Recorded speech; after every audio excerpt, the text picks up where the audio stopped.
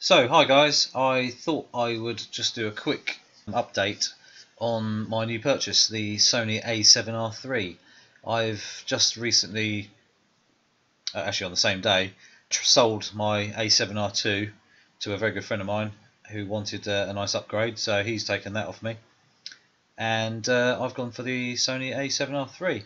So the photo you can see here is straight out of the camera. There's no editing whatsoever. I mean, it's been converted to a JPEG, but other than that, it's as is. It was taken using the Sigma 105 millimeter macro, shot at f8, ISO 100, and I used the Rotolight EOS to light it.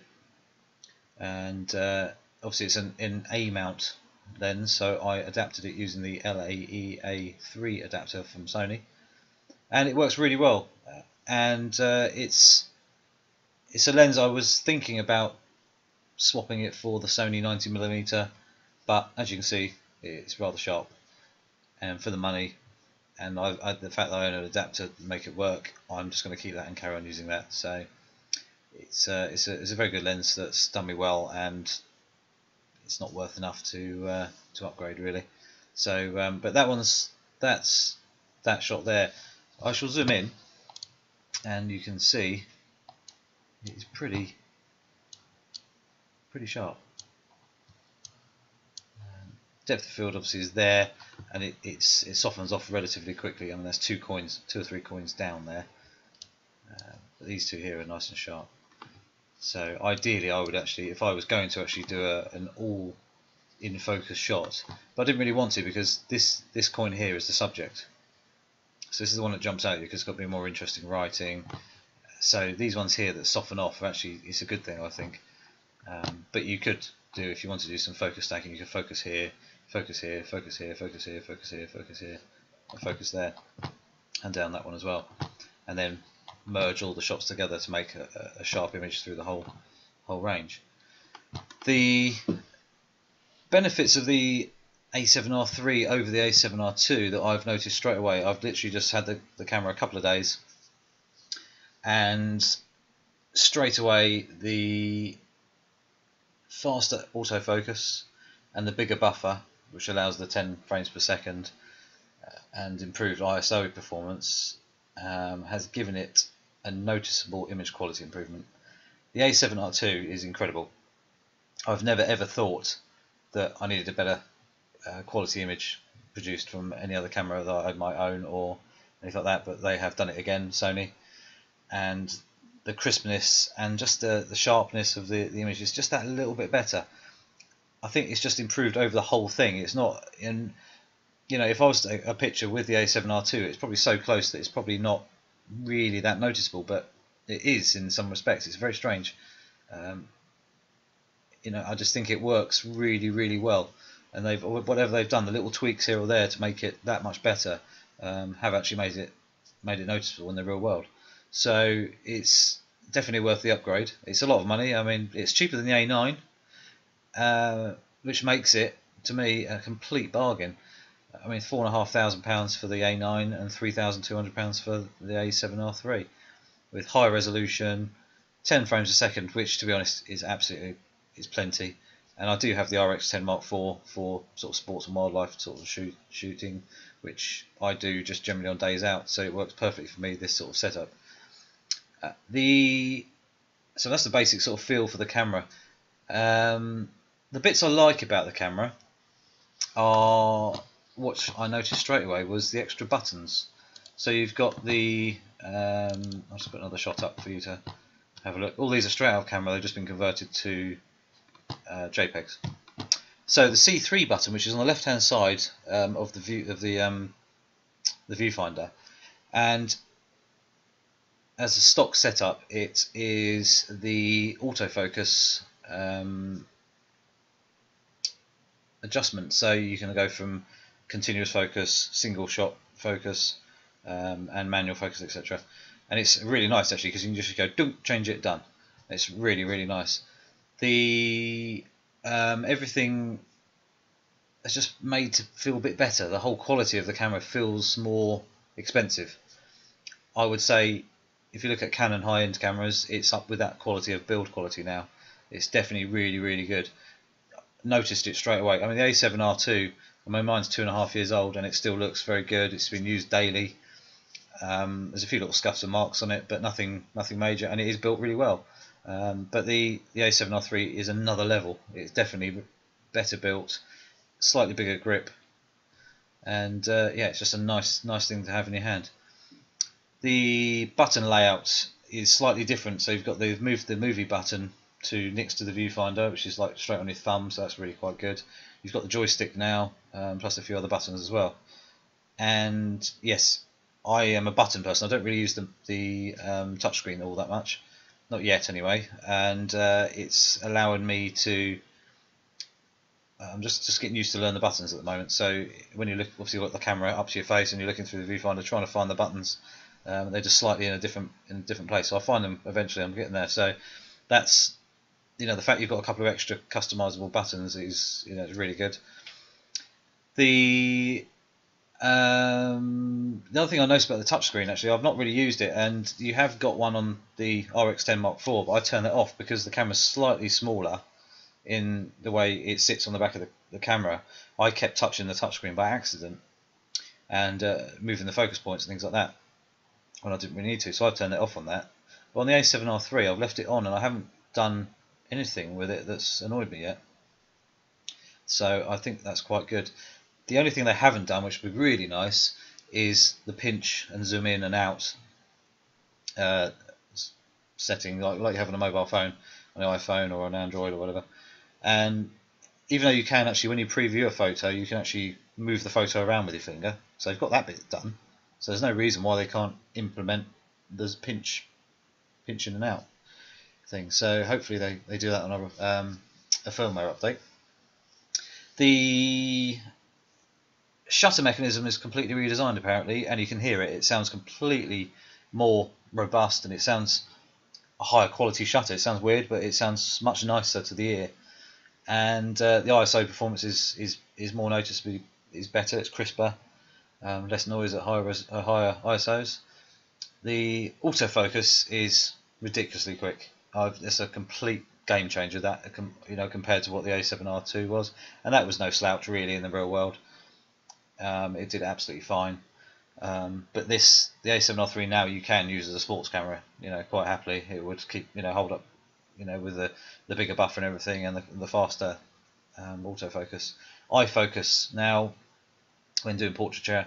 When using the Batis 85mm f1.8, using that even in low lights, it was locking onto eyes with ease, with no real problem at all. So it's just brilliant for me. I fall in love with it straight away.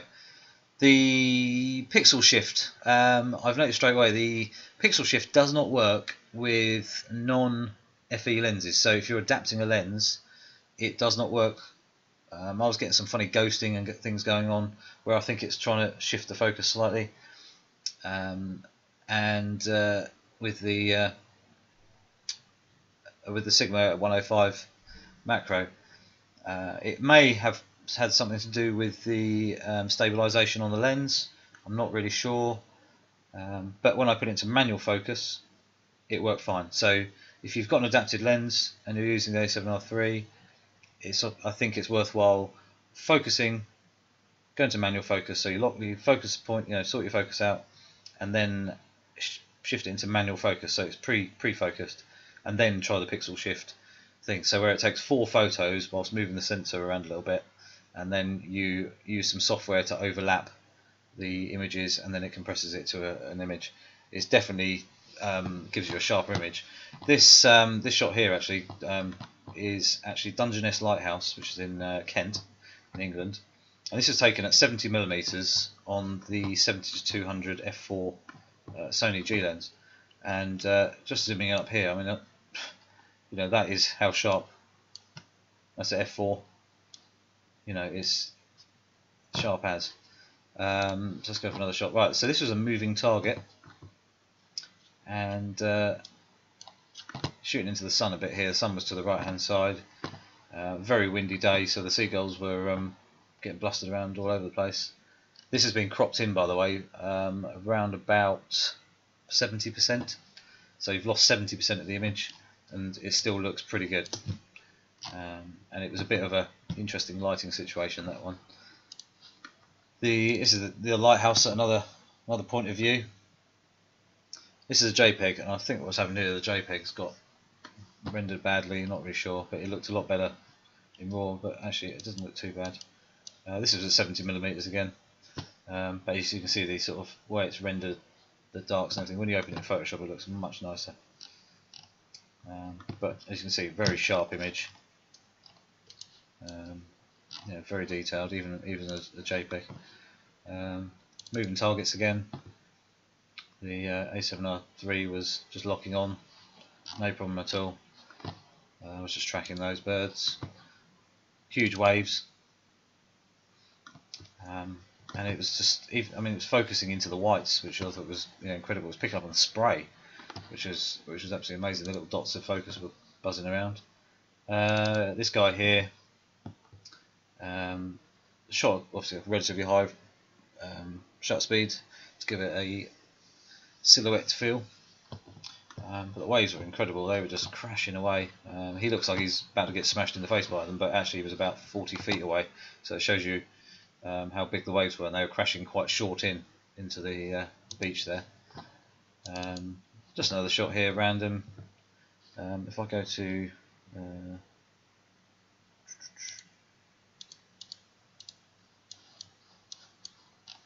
something like that, it's, well, these are just JPEGs, so they've been reduced down in quality, but still it looks nice and crisp.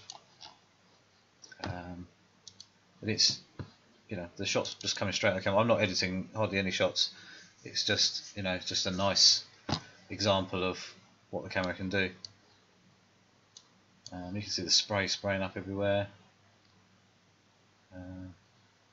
Nice water actually in the air. It's just, there was lots of it going on, and the detail that you can pick up in that, you can't even see it.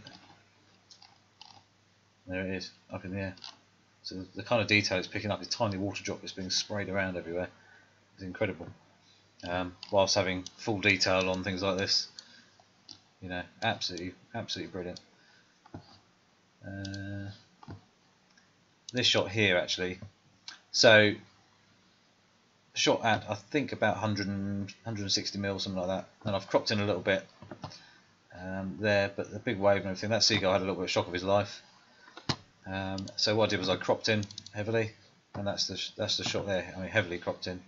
You can see there they're starting to lose detail, but it shows you how far you can really push the thing.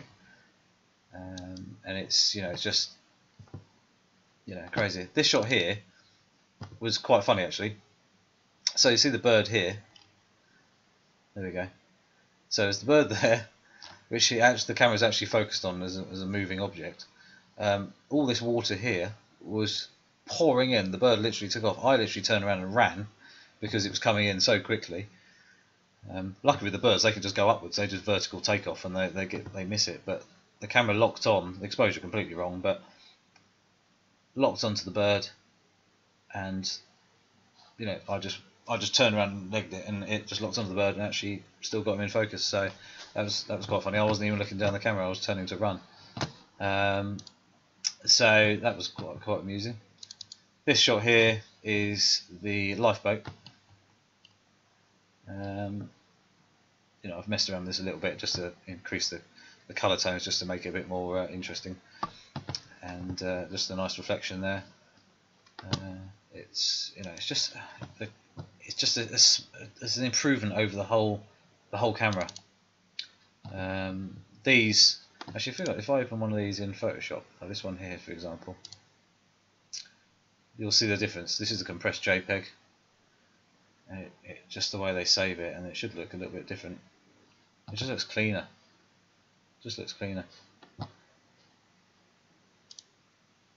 Yeah, you can just see the way colour tones and everything just don't really work. So sometimes JPEGs are okay, but a lot of the time they just don't look all that amazing.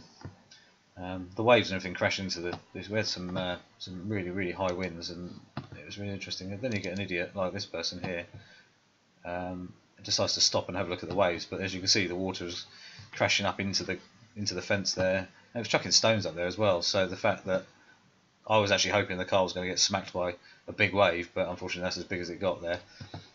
And you know, unfortunately, but you know, this has been cropped in more than 50%, I'd say, already. So you know, the fact that you can take an image like that and actually keep it, and it looks relatively good without too much editing. And then we've got along the old beach there. It's just the depth. I mean, that's shot at f8, I think, thereabouts. And some more action shots here. The water coming in. Oh, it's just nice. Backlit, but the sunshine. You know, it's just absolutely, the detail is absolutely brilliant. You see all the stones there, and the stones and stones in the water just being chucked around. There's little bits and pieces you can just pick out where, you know, most cameras the detail really doesn't punch out as as well. So it's definitely a thing. So this shot here was the moon behind the trees there. This was shot at 25,600 ISO, and it's saved as JPEG. So then you got it's saved pretty badly. But let's open it in Photoshop again. It should look a bit better. There we go. So actually, it looks a lot smoother on the around the edges where the shadowing and everything happens. But the moon was behind the trees there, and I just thought I'd try and get a couple of shots. You can see a couple of stars up the top there, and I was just experimenting really. There's no noise reduction, it's just straight out the camera. So this shot here was a pixel shift image. So this is number one. This is shot number one. So this shot here was just an image. It's just a quick setup. I just put 950p pieces. You know, it's a pretty sharp image, you know, straight out of the box. That's not even edited. Nothing's been done to the photo at all. And it looks pretty good. This is after it's been pixeled. I mean, that's cropped in right into the centre 50p piece, and saved as a JPEG, so it's actually smaller than it was. But the initial sharpness is ridiculous. All the detail and everything that's appeared. Even though it was really good anyway as an individual shot, it's just that little bit crisper, just that little bit more detail has appeared. So I'm not sure how much in a percentage you gain sharpness and things like that, but as a product shot, so if you're doing things, you know, in studio or landscape shots with nothing that's really moving, it's an extra benefit. It's just going to give you that extra punch in your photos. It's pushing towards the medium format quality. It's not medium format quality. It's not a medium format sensor, and it's not 100 megapixels, for example. It hasn't got that extra detail, but it ain't far behind. Absolutely monster. You know, the D850 from Nikon and the Sony a7r3 have both been given a 10 out of 10, and it just shows you how good these cameras are. You know, the D850 and the a7r3. So it's just an absolute brilliant bit of kit, and I think for the money, some people think it's expensive, but you know, it's just incredible. I mean, it's just punching out shots. I mean, this is straight out of the camera. You know, if you need to edit that much more, I mean, what do you do to it to make it even better? You know, like I said, you could do some stacking of images and stuff, but I think having that one sharp 50p, obviously there's one there's obviously roughly the same depth, but that is the main focus point, that one there, and it's just an interesting. Shows how sharp the image is. You can see every single little scratch and things. And I wasn't at 1:1. I was I think at 1:3 approximately with the macro lens. So I can go much closer. That's not really an issue at all. In fact, I can over fill the frame with the 150p piece. So it's actually becomes too big for the frame.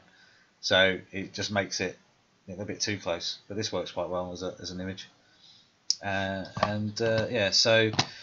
Back to the camera itself, it generally feels really nice in the hands. My hands are a medium size hands, so they fit me really nicely. The new battery is definitely a winner there. It's definitely lasts a lot longer. I mean, I was using mine for about when we went out on the beach and everything. Probably had the camera out for about 4 hours, and I didn't really turn it off, to be honest. And I did a little bit when I came home in studio, taking pictures of these 50p's and a few other things, and it was down to 60%. So it's used about 40% in 4 or 5 hours. So, sorry, used 40% in about 4 or 5 hours. So that worked. That looks really well. I have got a spare battery, but I haven't actually used it yet. The improvement on the viewfinder, the OLED screen inside, holy crap! I think it's better than real life. You look through it, and everything is so punchy, and the detail you can see is just so much better than the a7r2. And the a7r2 screen was brilliant. It's just improved that much better. It's definitely, the whole camera, I think personally, is definitely worth the £3,200 price tag. And I'm glad I actually bought it over the A9. I have used an A9, and yes, it's brilliant for sports. It's brilliant for wildlife and stuff like that. But for me personally, I like having that extra resolution because you can crop in. So if I'm using a 200mm lens, I can crop in and give it the equivalent of a 400mm lens and still have a 20 to 22 megapixel image to play with. So you benefit in some respects. Yes, the A9 can do 20 frames a second, completely silent, and all this and the other. But it is 24 megapixels, which is absolutely fine for 99% of the time. But it is that extra resolution really makes the pictures stand out, especially the extra detail, the extra information that the camera's captured.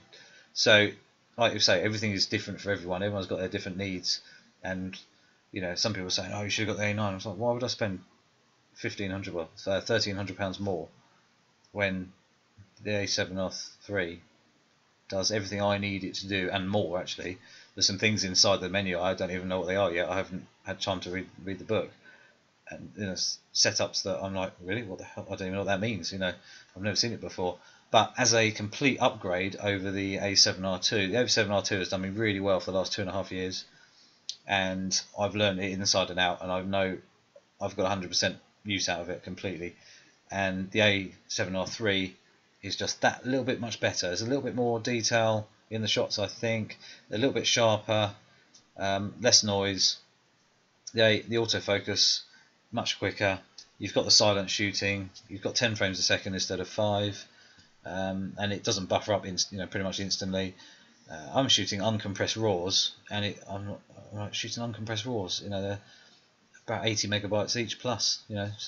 Close to 100 sometimes, depending on the detail in your shot. And it's nuts. It's not buffering hardly at all. So the benefits of it is it's got 5 gigabyte. I think so. It was 5 gigabytes per second. Transfer speed internally. So it's got some serious power for shifting data, which is really, really good. And so yeah, it's definitely really worth the upgrade if you've got the money and you've got the knowledge to use it. I mean, you see all these people saying, "Oh, I want this and I want that," but if you are still learning, I think if you're getting up to the A9 and the a7r2 and a7r3 and you haven't been doing photography for that long, yes, it's nice to have one of the best cameras in the world, but if you don't know how to get the most out of it, you're going to struggle to get really good shots out of it anyway. So, and also you need to buy the decent lenses to go with it, because there's no point putting cheap lenses on it because you're wasting that amazing resolution. So anyway, hope that's kind of enlightened anybody there, and hope somebody make a decision if they're going to buy one or not. I will put another video up soon with some more images. I've got a little bit of video already up, which is the slow motion video of the surfer. He was at 120 frames a second and full HD 1080p, and I slowed it down by 4 times, so he's just cruising past. It looks really smooth, so I was impressed with that. The 4K is now 5K and then downscaled to 4K, so it's that little bit much sharper and a little bit more detailed imagery in the 4K from the a7r2. Not that I've really shot with it yet, but that's just what I've just read. and you know, so just an improvement all over the whole range of the whole bit of kit really. I haven't bothered with the vertical grip like I did have on the a7r2.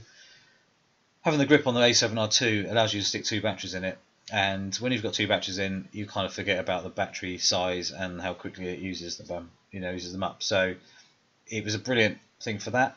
But now having the a7r3 with a larger battery, the battery lasts longer. Yes, I'll put one battery in the bag, another battery in the bag anyway. But what it's actually done is made the camera smaller for the bag. So it means now I can actually get another lens in the bag if I want to. So it's actually made a little bit more space in the bag. So that's good. Anyway, so see you soon, guys. Please subscribe and chat to you soon.